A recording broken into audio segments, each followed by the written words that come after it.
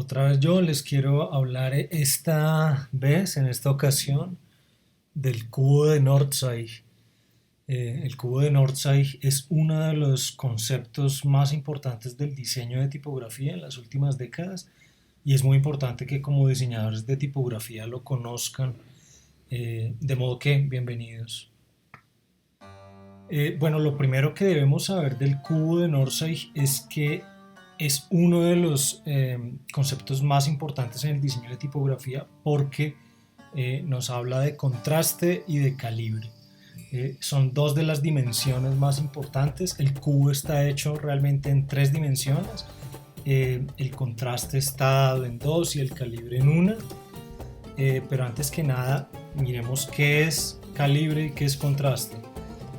En tipografía el calibre se expresa como qué tan gordos o qué tan gruesos son los trazos, ¿cierto? Independientemente del espacio horizontal que ocupen las letras, lo que se hace es mirar qué tan gordos son los trazos. Entonces en tipografía manejamos unos calibres súper finos. Acá en la imagen aparece uno, pero pues no es el más fino, al lado izquierdo, que es el delgado, pero imagínense ustedes que puede llegar a ser del grosor de un pelo o tal vez menor.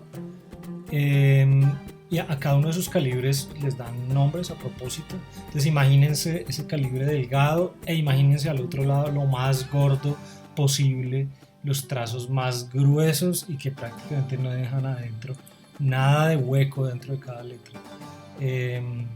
Ahí puse a Roboto. Roboto tiene varios calibres, como 5 calibres.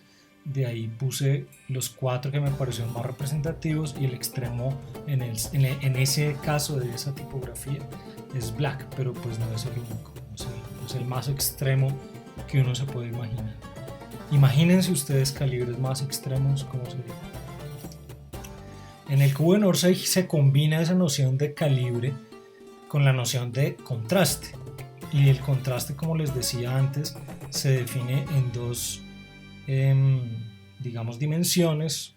Una que es la cantidad de contraste, y entonces ahí aparece, por ejemplo, qué tan finos son los finos, si es que eso existe en las letras, ¿no? O sea, miren cómo las letras no todas tienen que ser gordas parejas, sino que pueden aparecer finos, ¿no? Es el caso de muchas tipografías con serifas, por ejemplo. Acá en este caso está Bell.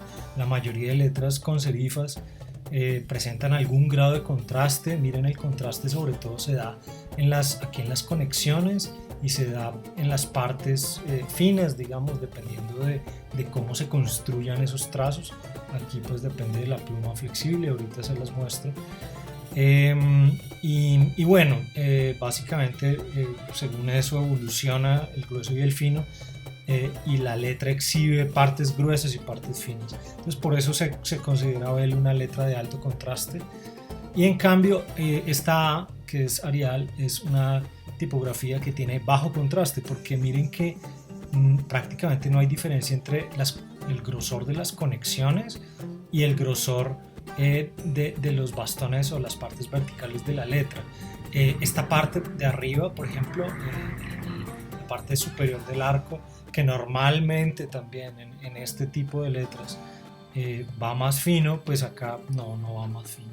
Entonces por eso se considera Arial un tipo de letra de bajo contraste, ¿sí? Miren que a pesar de tener un grosor relativamente igual, muy parecido, miren este grosor y miren este y este, ambas se considerarían de un calibre normal. Una tiene un contraste mucho más alto, mucho más elevado que la otra. Este concepto de la cantidad de contraste también se relaciona con los tamaños ópticos. En tamaños pequeños siempre se prefiere utilizar letras de bajo contraste. Si ustedes usan letras de bajo contraste en tamaños pequeños, van a notar que es mucho más conveniente la lectura, es mucho más cómoda que si utilizan letras de alto contraste. Entonces este tema de la cantidad de contraste también tiene todo que ver con los tamaños ópticos en tipografía o el tamaño de lectura, digamos, ideal. Pero el contraste no solamente se da en cuanto a cantidad, sino que también hay clases de contraste. Uno puede tener un par de letras E, por ejemplo, ambas con un contraste más bien alto, ¿cierto? Miren que hay bastante diferencia entre las partes finas y las partes gruesas de las letras. En ambos casos estamos hablando de letras de un contraste más bien alto y sin embargo noten cómo la geometría de la letra varía. Miren cómo la parte más gorda de esta parte, de esta E, de esta panza de la E, está como inclinada hacia la izquierda. Miren cómo la parte más gorda también acá coincide con la parte superior derecha. Miren en cambio en la E de la derecha de Rufina, miren cómo el grosor se acumula esencialmente a los lados. Y miren cómo los finos están básicamente arriba y abajo, ¿cierto? Toda esta zona es fino. Acá no, acá miren cómo es más gradual esa disminución de calibre y miren cómo el fino está como girado a la izquierda.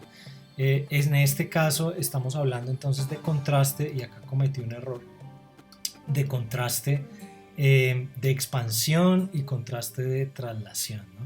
El contraste de traslación se refiere al de la pluma chata, ¿cierto? Al que es típico del el que produce las letras con esta pluma, básicamente, que produce un ángulo al trazar y que el grueso y el fino se relaciona con esos ángulos. En cambio, en este caso tenemos básicamente unos gruesos y finos más relacionados con la presión. Y este tipo de letra imita ese tipo de finos y gruesos, esa manera del grueso de comportarse el grueso y el fino. Entonces aquí viene lo interesante. Gerrit Norsay nos presenta un modelo en donde se unifican todas estas dimensiones hacia el año 1985, que presenta en un libro muy popular en la tipografía que se llama The Stroke Theory of Writing, o el trazo teoría de la escritura.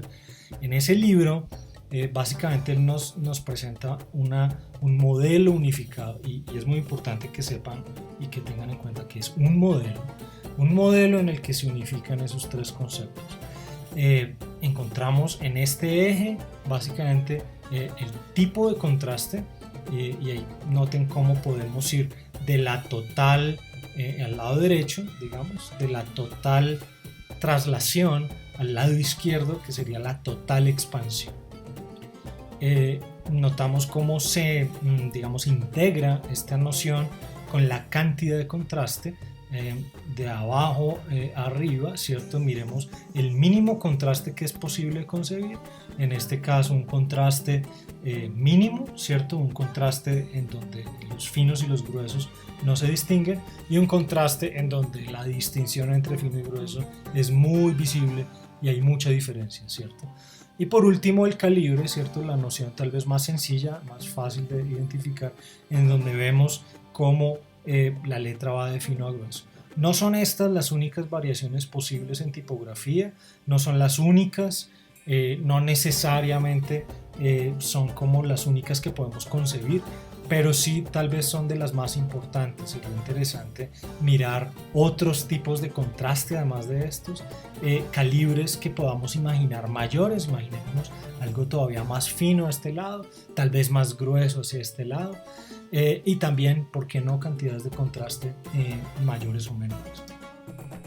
Como ejercicio, a ver, en las siguientes tipografías miren el calibre, el tipo y la cantidad de contraste. En primer lugar está Garamond, en segundo lugar Abril, en tercer lugar Meriwether, en cuarto Calibri y en quinto Georgia. Los espero ahí con sus comentarios y sus respuestas. Analicen tipografías, miren estas dimensiones, miren la aplicación del cubo de Norsay para escoger tipografía o para también, ¿por qué no?, diseñar tipografías. Espero que miren esos ejemplos, los analicen, los entiendan y nos vemos en la próxima. Hasta luego.